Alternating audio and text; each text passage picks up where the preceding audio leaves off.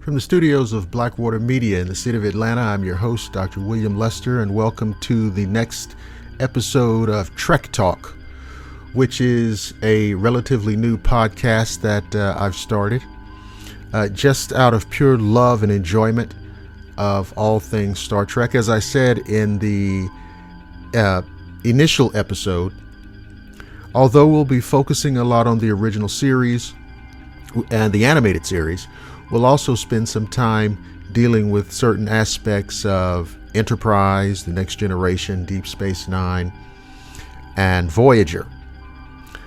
As you know, we just, in the last episode, just did some very general conversation on Star Trek and a little bit about the Klingon War, or as some call it, the 4 Years' War. But on this episode, I wanted to talk about another aspect of Star Trek that has had some coverage, has had some conversation, some exposure in some books, but I want to talk about the Earth Romulan War.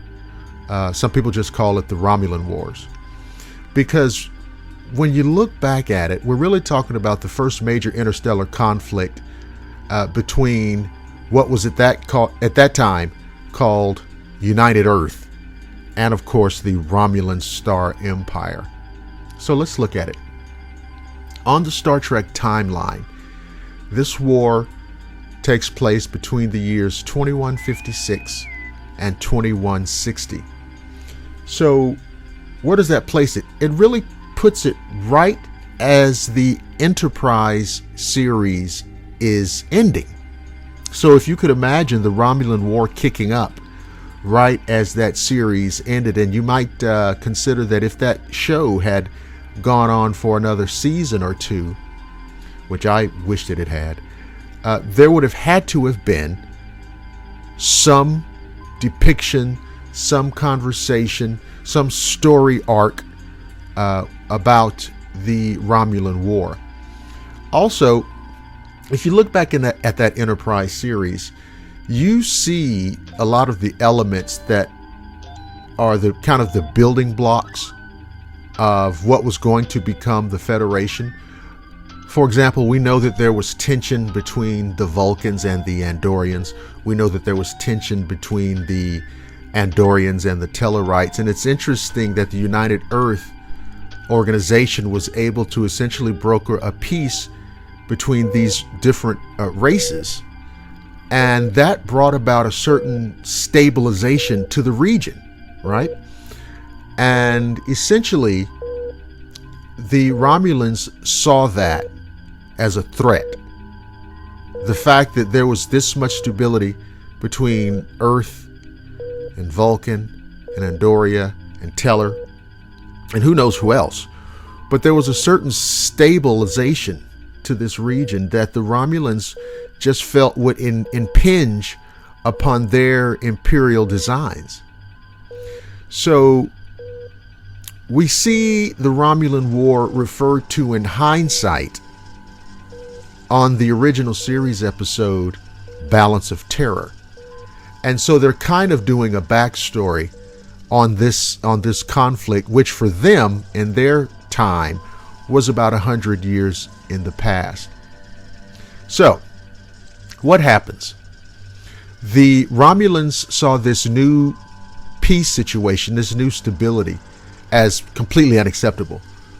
And they began kind of manipulating situations, trying to engender conflict between these other major powers.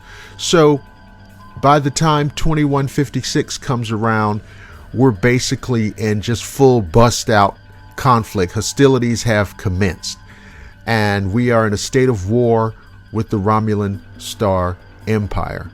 And of course, this war is going to, like I said, last until 2160. It's very interesting.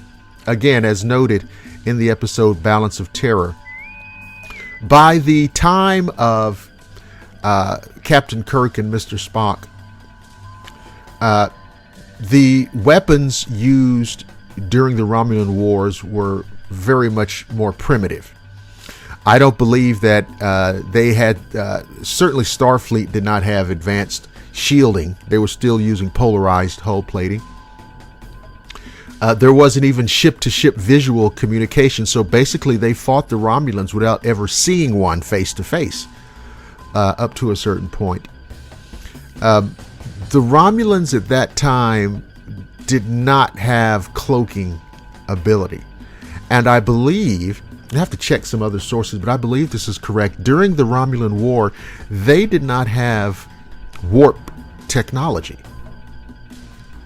So it was a very interesting war, which culminated in 2160 at what was called the Battle of Sharon. And according to the timeline, that is considered to be the decisive battle that marked the end of the war. The Romulans took it as a humiliating defeat, being pushed back into their own territory. So what's the outcome? A treaty is negotiated via subspace radio, which I think is that's just quintessential Star Trek, isn't it? Among other things, we have the establishment of what was to become a staple of Star Trek storytelling, the neutral zone. Basically, entry into which by either side constitutes an act of war. And, you know, the neutral zone itself becomes the focal point of numerous Star Trek stories against numerous incarnations, situations, and scenarios. So it's very important, not only as a foundational aspect of Starfleet and what was to become the Federation, but for Star Trek as an industry, as a science fiction entertainment entity. If you've seen Star Trek to any degree, you either have heard of the neutral zone or you know about it, but it became one of those foundational things. Now we know, according again to Balance of Terror, that Starfleet constructed at least 8 outpost stations on asteroids along its side of the neutral zone, of course, to monitor Romulan activity. And of course, there have been several instances where the Romulans actually violated the treaty by entering the neutral zone, tipping over into Federation space. And, you know, it's been one of those ongoing back and forth situations that have existed between the Federation and the Romulan Empire.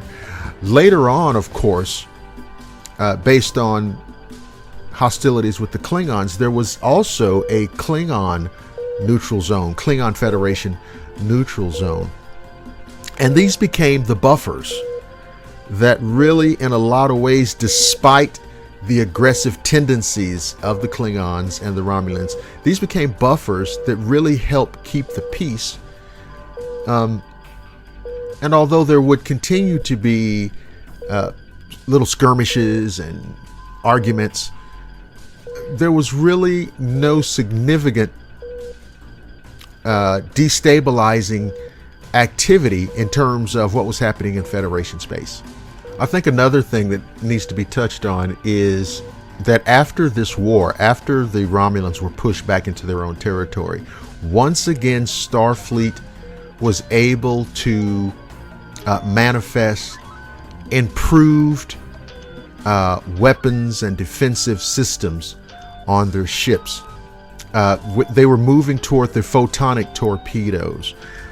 There was the introduction of modulated shielding. There was vast improvement on phaser technologies. All of that was brought about through their intercollusion with the Andorians and the Vulcans. Not so much the Tellarites. The Tellarites never seemed to be out front with those kind of advances, but certainly Starfleet benefited a great deal from this alliance. And one other thing too, because we're going to come to a close of this particular podcast. In the episode, in the original series episode, Balance of Terror, there's a dramatic moment which Star Trek fans are well aware of, the first time that humans see what Romulans actually look like, there's this huge reveal when they understand that they look almost identical to Vulcans. And I think there's some point in the storyline where there's one or two crew members who kind of question Spock's loyalty. And of course that brings up issues of prejudice and this kind of racial objectification where, well, he looks like one of them, so can we really trust him? But it's at that point that we start understanding that Vulcans and Romulans have the same roots. Their forebears were the same, and therefore this explains this relatively similar anatomy and physiology. But of course, as the two groups remained separated for centuries, I mean, there were obvious differences, but visually, of course, Romulans and Vulcans are incredibly similar. And it's just one of those little things that was a necessary part of the storyline in that original series episode, but it was something that was used to extrapolate out further into other ideas and stories that have been the product of a lot of different avenues of Star Trek manifestations. So there you go. The Earth Romulan War.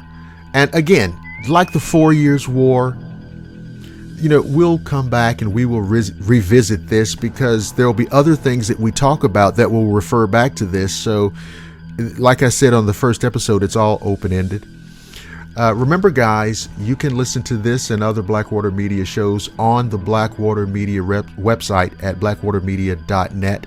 You can listen on the Blackwater Media Facebook page, also Twitter, and the Blackwater Media YouTube channel. This show is a free show for everyone to listen to. Of course, there are premium shows that you have to be a Swamp Hunter Society member to enjoy. There is a new Darkfall coming out this week. It's due out on Friday, which I think is July 31st. It is called That Goddamn Dog Man. So that's going to be fun and enjoyable and scary and creepy, but it is a premium show. If you like to listen to that and other premium content, go to blackwatermedia.net, sign up for your Swamp Hunter Society membership, $4.99 a month, and you're good to go. Also, don't forget to check out all the other free content. Despite the premium content, the lion's share, the vast majority of content on the website is absolutely 100% free for you to listen to. So, until the next Trek Talk, live long and prosper.